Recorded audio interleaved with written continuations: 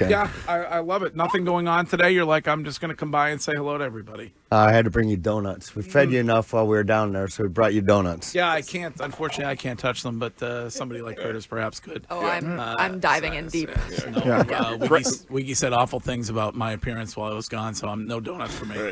Your hunger strike that's lasted about 17 minutes. I just said you look like you were having twins. I don't think that's a bad thing. I think some It's not great. some women actually like that. Right.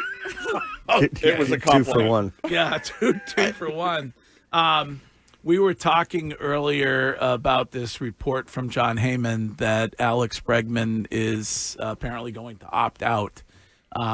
Is that surprising to you, or is that business? Oh, it's definitely business. I mean, is he a great player and a great part of our clubhouse the entire year? Absolutely. And his third base play and just him being a teammate, but he took the risk of taking a shortened deal and have that option to find out, what he's going to do as a free agent. Jason, you would be one of the few guys with Scott Boras that elected to take somewhat of a discount to stay where you were playing. Obviously, Scott Boras is Bregman's agent. How much of a role did you have, and do you think Bregman has, in working with Boras to get to where he wants to go that may not be where it pays him the most money? Well, I think that's how he probably ended up here in the first place, to be honest. Very, very, very smart man on both ends, both Scott and Breggy. It'll iron its way out, and he'll pick his best spot. But I would guarantee it's got to be somewhere to have an opportunity to win, which can be here, and it could be somewhere else. Do we overemphasize the value that he brings as an additional coach and an additional guy who can help young players? Is that worth $40 million in addition to what he does on the field? Well, I don't know if that's worth $40 million because then staff would be paid that way. Yeah. $40 million coach. Hopefully, I had enough influence to get a pay increase instead of decrease. Now you know. Yeah, right. How much emphasis should you put on Alex Cora, the relationship with he and Alex Cora, to not only get him here but make sure that he stays here? Alex is both Alexes are tremendous, and Alex Cora has an innate ability to communicate in his relationships with all players, and yes, that'll be I'm sure instrumental, along with all the rest of the staff that the other Alex has made relationships with, but importantly, he's made some bonds with some of his teammates that are already going to be there. So it becomes business. I don't know if you can talk about it or not on the air. I assume you can, but you were telling me a story about Bregman and about Roman Anthony over the weekend. Oh, yeah. Yeah. This is just kind of, you first asked, is he that valuable as that another coach? He is. But he's also has to perform and play. So those things, you have to balance the line, but he sees and studies and does those things. And, Roman was going through a point where he was struggling when he first came up. Well, there's some innate qualities that guys have or don't have. And, it was recognized, and you let, like Roman has we call it a long hand load. Yeah. And I have the same thing. Go ahead. Yes. Pant load. Jeez. Yeah, so he has a long hand load. Yeah, okay. And it's been well recognized and documented by our hitting department with Pete and everybody else, and you had to kind of play it out. But it took the impact of a player on player with player for him to make that adjustment when he started struggling, and then he really, really started to impact the baseball. So Bregman sees that and goes to him and says, you got to adjust your barrel, and that's the value, and in many cases, of Alex Bregman. 100%. Yes. And then here comes our leadoff hitter that can go gap to gap even more and additional power. Jason, we were talking about credit, whether it was Josh McDaniels, how much he deserves with Drake May. When we look at the Red Sox, right, and we look at a position like yourself where we see guys like Crochet pitch well, you see Bayo make some strides, you see Gio. How important or how much credit should we give the coaches, right? Because we never really give none. No. The manager. Yeah, the you manager. give none to the manager. Yeah, I always ask that question. Like, what's the manager really do? But you talk about hitting coaches, you talk about pitching coaches. Like, how much credit are we not giving coaches when it comes to helping guys, especially pitchers, understand the game with the catchers and that kind of thing? Because I feel like that's right up your alley. I think that it should be a more overlooked part because we're all there to do one thing, to serve the player and make them better. And I believe it should be overlooked. Now, if it comes out of the players' voices, which means most, that's when you know how much impact you've really had. But the way Alex constructs his staffs, that there's going to be a lot of work and a lot of time spent on each player and making them better, and that's from the top down. Speaking of that, I don't know what you can or can't say, but speculation here and there about what your future is, because you're not. I mean, you've been with this organization your entire career. What is that, 40 years? 30? Oh, I'm only 42 years old. Okay, so 30, no. 30 I mean, 28 years, I think. 27, 28 years. 27, 28 years. Greg thinks everybody's his age. I do. Right. One organization. I mean, he looks older than me, but we won't get into that right now. That's not true. But You got to fix those glasses, Greg. But do you intend to be back here? Is the organization talking to you? Obviously, you and I were on planes, trains, and automobiles, and stuck on Gilligan's Island for a while. Yeah. Craig reached out this weekend for us to get together this week, and I think later today we'll have a conversation. Conversation. Okay, so it doesn't sound like, from your perspective, it's a definite. Well, I mean, you have to see everything goes on now. Have I been here for 28 years? Yes. I mean, the Giants were Have I interested. dumped everything I've had to make this organization better and the people that you mentor, coach, and be a part of? Yes. Do I want to continue to do that? Yes. But I have to see where it all lies. I mean, what organization wouldn't want Jason Varitek in it? I mean, you have such an instant credibility with the players and the fans in a very unique way. Oh, I appreciate that. But you hope that the most impact is what the players say. And if you can make one better or have them find their inner self and find who they are, and you've helped with that, that's what's gratifying about this job. It did feel like this season, compared to the season before, like there was no dysfunction. Once the beginning of the season kind of figured itself out, it seemed like everybody was on the same page. Was it like that behind the scenes? Did it seem like everybody wanted to win, felt like they could win? Like, is this a place where people should want to be? It's one of, if not the best fan bases, but it's also hard. From the get-go, Alex set that precedent in spring training that we expect this team, if we do our work and we stay diligent with it, that we'll get better as the season goes on, hit that bump at the end of the road, get through that trade deadline, and get ourselves a chance to get into playoffs. But we have to push through the long stretch, not short stretches. Well, what would you like to see this off season, adding wise? Like, what do you? First, he would like a deal. No, I know the deal. Well, the deal, like Curtis said. If Bresbot is listening. Yeah, like Curtis said, you'd be a moron to not bring, especially the impact that you have with the pitches and catches. And we know that's the most important thing in baseball is the pitching. But when you start to look at this team, what's the area that you would like to see added in the offseason? Is, another starter? Is it, another hitter? Like, what would you like to see you guys do this offseason? First and foremost, we'll have to see what happens with an impact bat and player like Bregman on the offensive end. We could use a little more impact. We have obviously a plethora of left-handed hitters that are really good. Have to see where our righties lie. Like, it's hard to replace like a Rob Refsnyder and what he really brings and the ability to have quality at bats against lefties over and over and over. But for me, I always go back to pitching.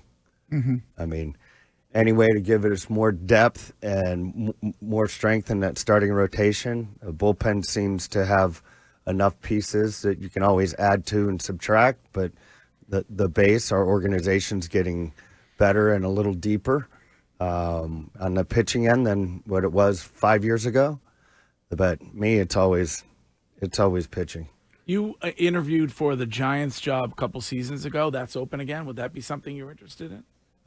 Yeah, I mean, it was minimal interviews with Farhan at that point because San Diego had opened up Melbourne for talks, and in the course of 12 hours, he was completely honest. He was like, we've got to go with this right now, and then if it doesn't work through, we're going to call you back. So yeah, I mean, Buster's obviously, Posey's obviously moved things around and made things very likable again in San Fran. Yeah. They have a good core of where they're going. I hate to be all homerish on this, but if the organization, like if you ever left the organization, it'd be really disappointing. It's just, yes, Curtis. Not every day you get the captain here, so we talk about it all the time. How crazy and dysfunctional was it before Devers was traded out of Boston? How uncomfortable was it in the clubhouse? What was going on behind the scenes? I think it just kind of ironed his way out over time because these guys have to perform every day. Probably the most uncomfortable thing was the way he started the season for himself. Uncomfortable on him, or is that on the organization? The way they spoke to him about it. Well, you have all of spring training and stuff to get through it. Like it wasn't like dropped on you the first day the season starts. It stinks.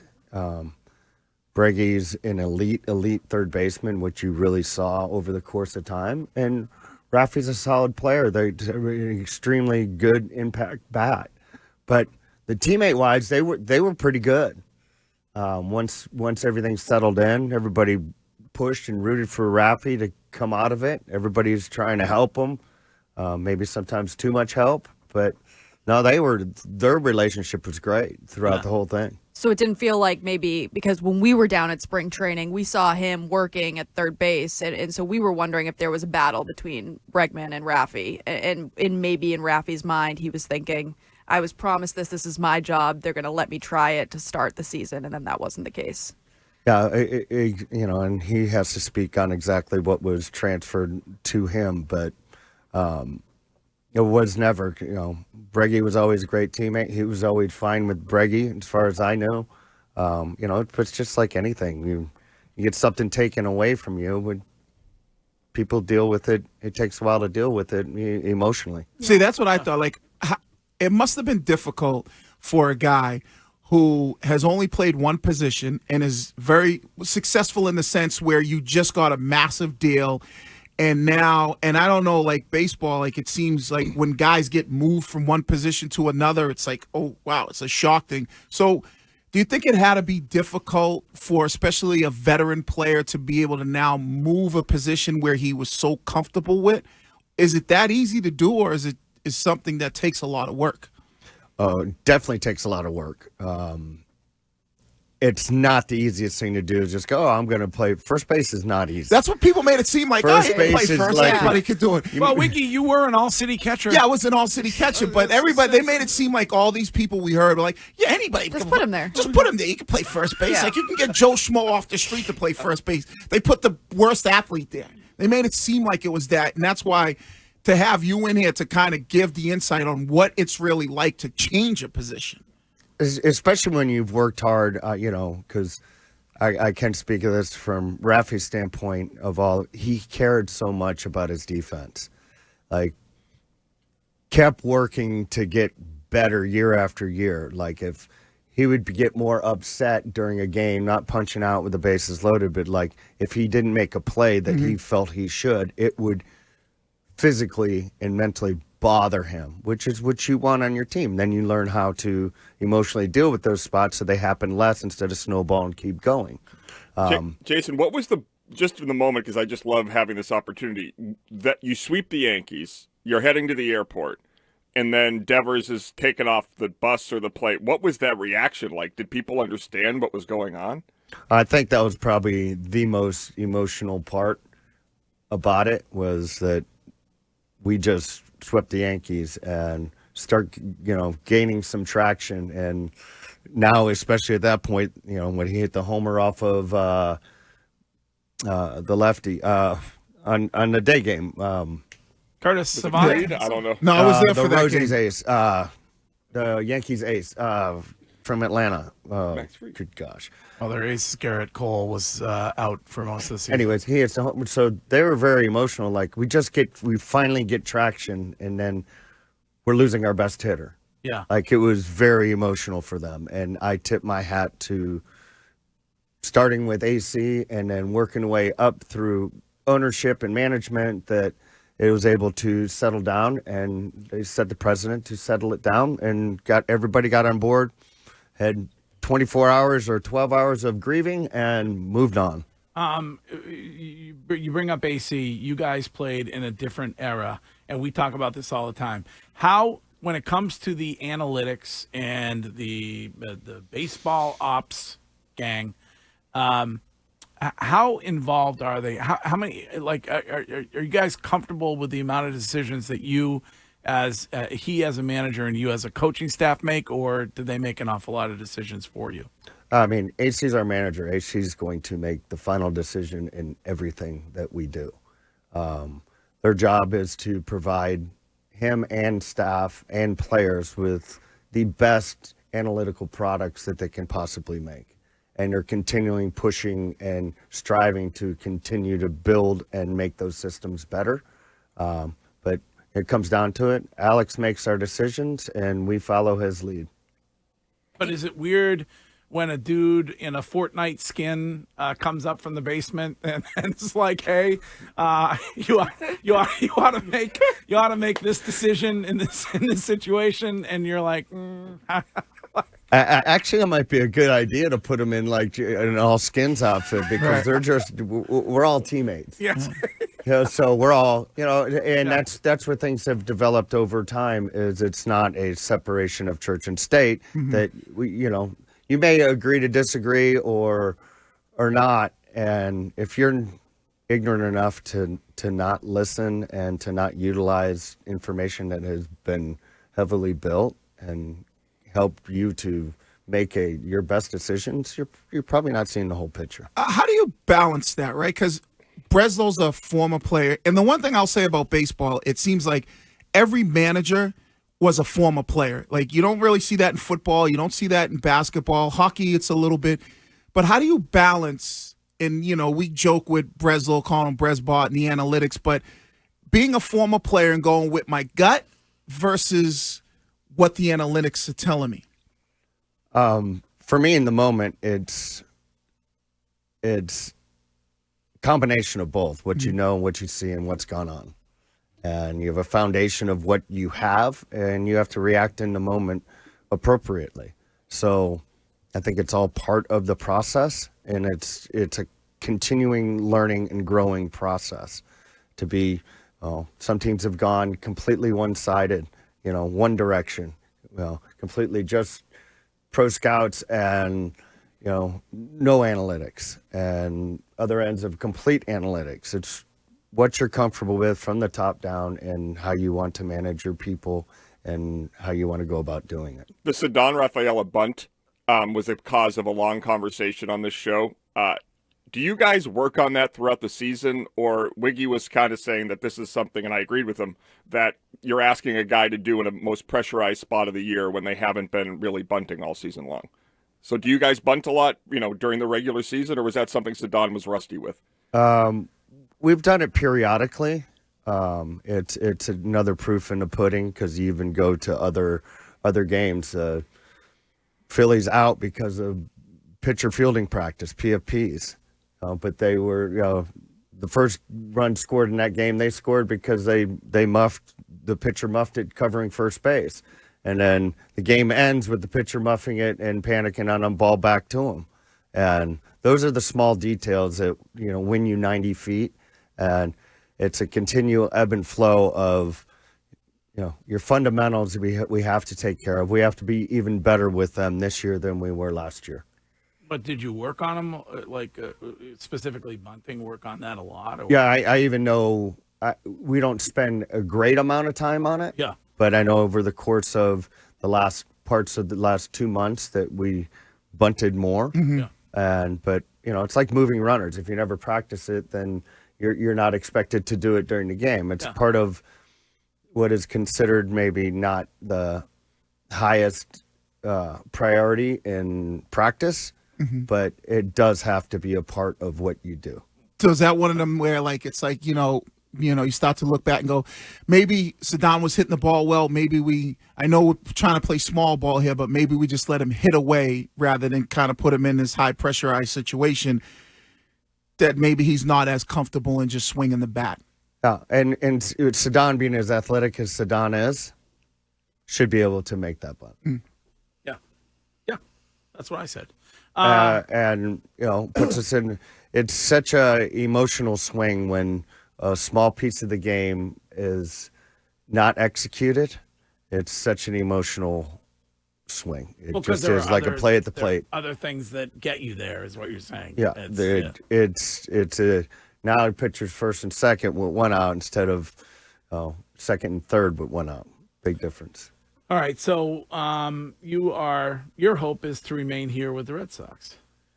Yes, there's a lot of opportunities out there as far as managing roles. We'll see if any of that transpires, and of course, I've grown here with my Red Sox blood, and I bleed red, but you'll have to see what happens. Well, yeah, you see what happens. Sometimes they back the Brinks truck up and you bleed green, so you'll have to see.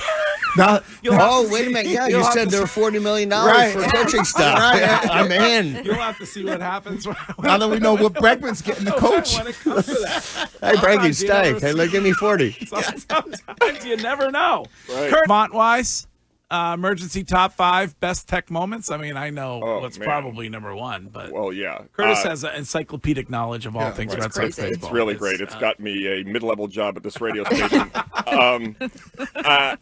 Number 1 is obvious. Yep. And that's the face mush. July 20-something of 2004 when you and A-Rod went at it. My question for you, that was real. Like that the hatred that existed then seemed real.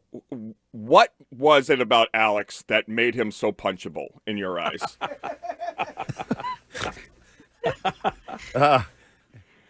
You have any siblings? Yes, an older sister. Older sister. Yeah. Right. Someone's yelling at your older sister. I'm probably the one yelling. No, I hear you. Curtis Someone's yelling. He's not a violent man. Somebody's yelling about Tom Brady is a better analogy. He has a son. Yes, I have a son. You have a son. Yeah. Yeah, somebody's picking on your son. That's better. Are you going to let him pick on your son? No, hell no. Yeah, Bronson Arroyo was 130 pounds soaking wet. And you got plunked by an 86-mile-an-hour fastball On your elbow pad. You're yelling at him. If that was Pedro, he would have walked to first. If that was Schilling, he would have walked to first. But he was just yelling. He just, I don't know, just got in between. And The rest is a couple Red Sox F-bombs history. later. Yeah. I feel like the Yankees hated him too. So cool to have Tech here. Greatest hitter you ever played with? Manny?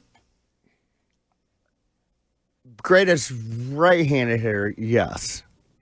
Either side. Yeah, but I have to put Nomar in that category too. Really? Nomar was a different, pure hitter. Like, he'd have the same bat for 8 months, both batting practice and games, and he's got a worn-out spot on one part of the sweet spot. Like, you can't do that. Really? You can't do that. But like Manny was Manny. He was a freak. Because it's hard to say both. Because then I lean towards David. David was so clutch. But best I've seen it was Barry Bonds. Really? Wow. Extremely different than anyone else. And without getting too personal, but there have been some text messages. You guys have done a lot with Tim and Stacy's kids. How are they doing? Great. I say great, but you're still without your parents.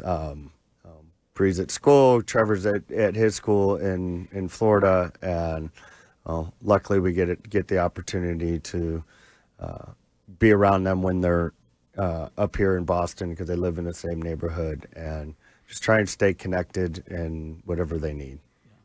Honestly, that's one of my all-time favorite Tech moments was when that awful news happened, how you spearheaded the team and all of his ex-teammates and took care of the kids, and the emotion you showed was just so raw and real and represented, I think, what everybody felt about Wake, and that, he just was someone that so got it and what it meant to be a Boston Red Sox.